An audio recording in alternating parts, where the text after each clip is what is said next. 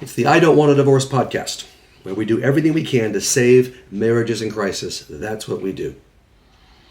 In my 35 years of clinical practice, I've worked with every possible marital crisis. I guarantee you yours is not going to surprise me.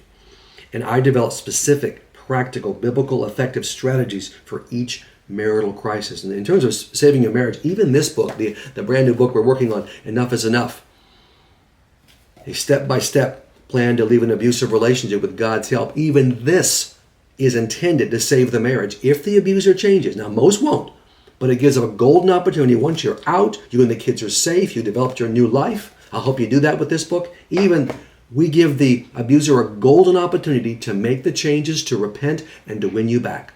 Hey, if he doesn't, okay, but he has a chance to. I never recommend divorce. That's God's purview, his area. He has to release you. Now go to my website, davideclarkephd.com, that's Clarke with an E, to see my books on marital crisis, to check out my phone advice service, which more and more are using, and to access all my resources on marital crisis. You may also be interested in my YouTube channel, where I answer specific questions in my Ask Dr. Clarke videos. We're getting more and more subscribers there. I think we're really having an impact. Again, I mentioned my newest book. The newest book, this Moody Publishers updated version of my self-published Enough is Enough book, is, I think, doing very well. I've had a great launch of this book, and I think it's going to make a big difference for many spouses who are abused. Leaving an abuser is best for you, your children. It's even best for the abuser, because as I said, it gives him his only chance he's ever going to have to repent, change, and get you back. Join our team in helping spouses in crisis by subscribing to my podcast, subscribing to my YouTube channel, and leaving a rating and a review and a positive comment. This helps us develop our ministry.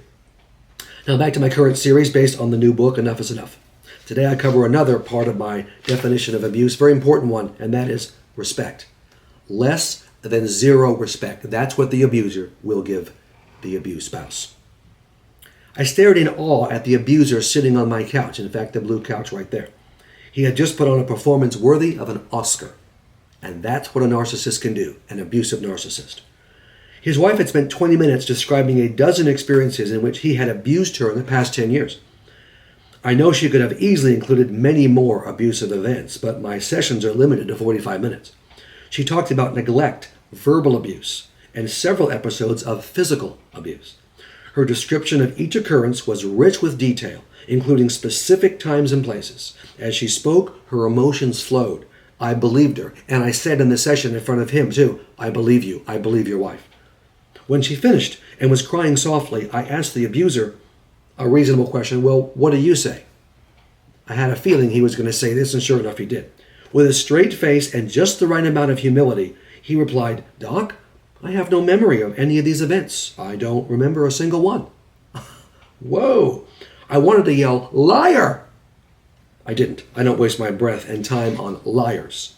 When I saw his wife the next week in an individual session, she told me she was worried she was losing her mind.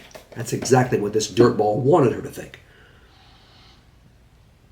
In addition to her husband denying any abuse, which he had done in my office and had done to her, she was losing things.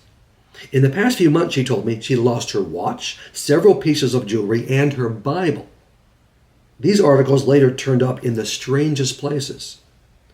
I said, look, your husband is lying his head off. He remembers every one of those abusive events. Why would his memory be accurate for everything except the times he abused you? Really? And he's the one hiding your stuff and moving it around. Her eyes grew wide in surprise. She hadn't considered that possibility.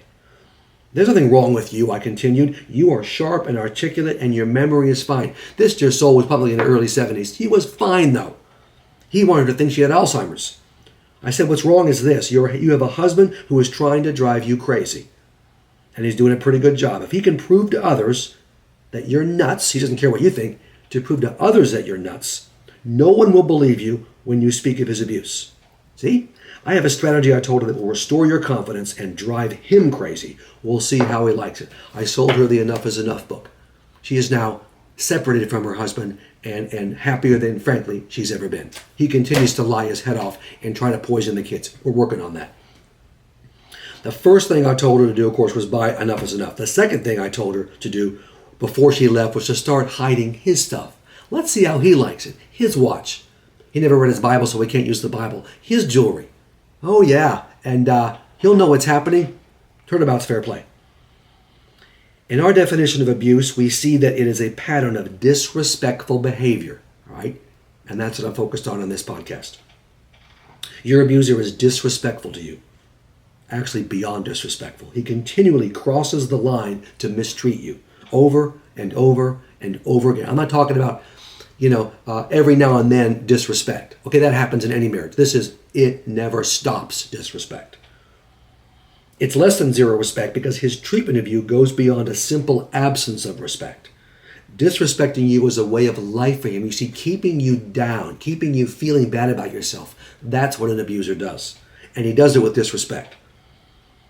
His disrespect is not minor and accidental. It's outrageous and deliberate.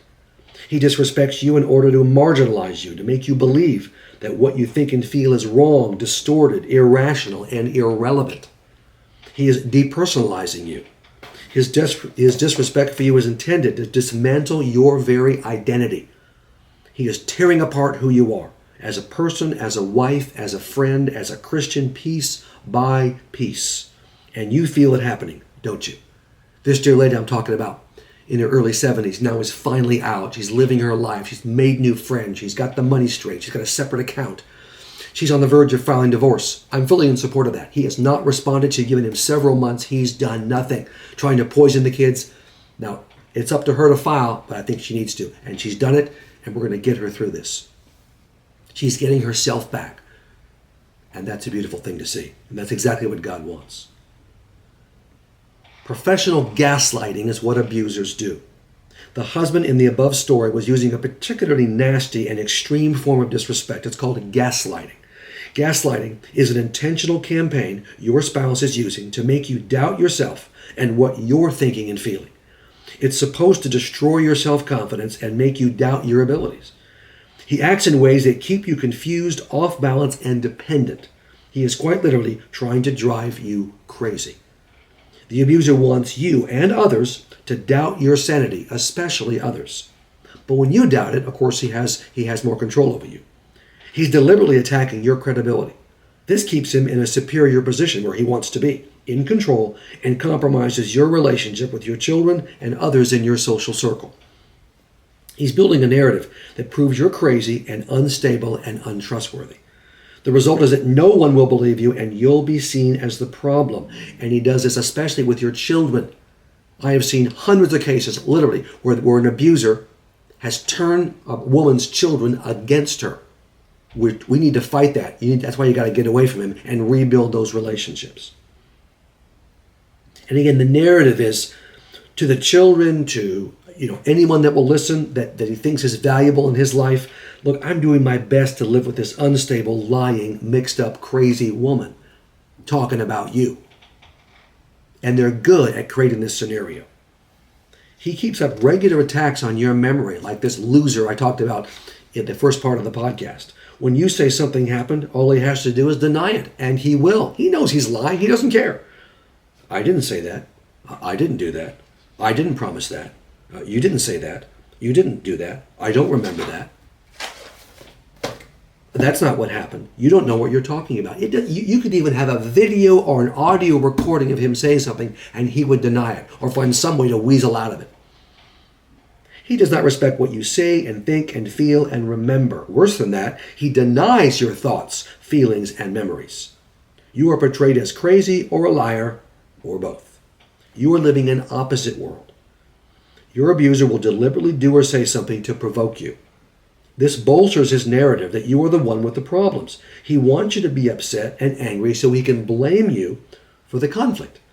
He'll often provoke you in front of the children especially and others so they will see you in a negative light. He hopes others will conclude, look at her all angry over something trivial. They don't know that this has been the 40th thing he's done to you that day. She's out of control. She's unstable. She's crazy. She's unreasonable. She's way too emotional. She has huge mood shifts. Who wouldn't live with this guy? She has an anger problem. You're not kidding, she does. You should be angry at this guy. She's hysterical. She's a drama queen. He drives you crazy and then says to others, look at her, she's crazy. It's opposite world. All the actions he's guilty of are projected onto you. This is classic narcissistic / abusive behavior. He wants you to think that he isn't guilty of these abusive behaviors. You are. When you have the nerve to call him on something, he turns it immediately back on you. And he believes he's telling the truth. I'm not the liar, he'll say. You're a liar. I didn't do that. You did. I wasn't angry. You were angry. I'm not a control freak. You are. I'm not abusive. You are. Maybe he believes these lies, but they're still lies.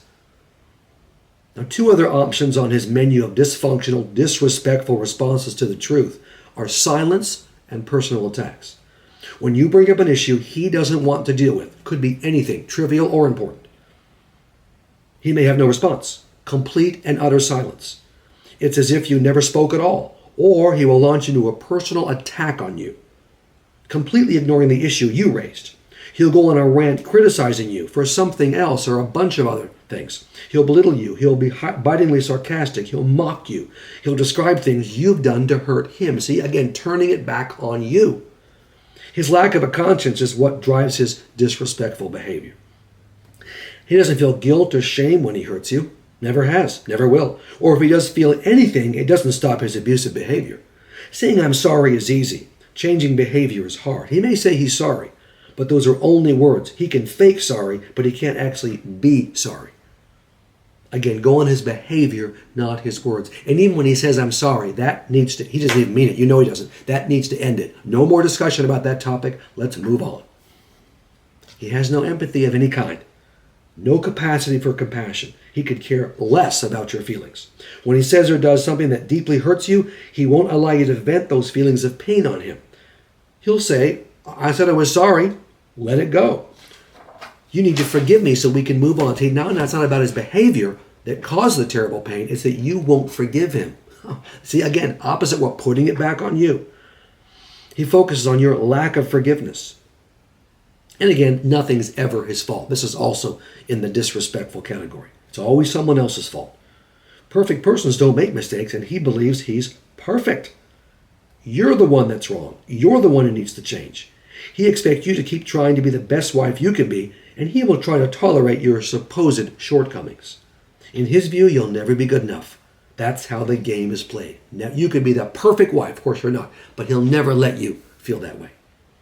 My job is to indicate to my beautiful blonde Tanya that she is the perfect wife. Is she? Of course not. But she's close, and I want her to believe she is. She's wonderful. You think about the positive things. When you're a normal, loving husband, the narcissistic abuser does just the opposite. It's always the negatives. And it's my way. He makes decisions without consulting you. Since he's never wrong and he wants to do what he wants to do without interference, your input isn't necessary. He will graciously inform you, maybe, of his decisions and expect your unconditional approval. For example, he makes money and spends it the way he wants to spend it. If you make the money, he'll still spend it the way he wants to spend it. I've seen a lot of these dirtballs lazy, job to job to job, and living off of the woman.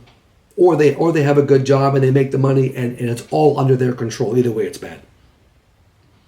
Recently, a wife told me that her husband had put, a lot of money, thousands and tens of thousands of dollars into one of these cryptocurrency investments. That's dumb enough, frankly, in my opinion. But the worst part was he didn't consult her because he knew she wouldn't like it. He just did it. That's their money, not his money. His relentless, damaging disrespect for you knows no bounds. He is systematically stripping you of your respect for yourself and of your sense of self-worth. He's also taking away the respect others, the most important persons in your life, like your children, have for you. Children, family, friends, co-workers, your neighbors, your church leaders. Listen to me, you don't have to keep living with his abuse. It's time to get your respect back. And along the way, leave him. Now, listen to these podcasts. It's going to be helpful. And by buying the new Moody book, which lays it out in detail, I find that, of course, the verbal's important, and even watching these videos will be helpful. And you can tell others about them that are in this situation, and millions are. But the book lays out in detail. It's a manual, secret manual to help you get out of an abusive relationship. Now, in my next podcast, I describe the awful damage the abuser inflicts on his spouse, his victim. We're going to look at the damage that it does to the abuse. And I've seen the damage up close and personal in this office, ladies on my couch, and some men, because sometimes it's reversed. Women can be narcissistic abusers too, and they're devastated physically, emotionally, and spiritually. Again, for all of my resources, it's always the website, davideclarkephd.com. That's Clarke with an E. Until next time, Dave Clarke signing off.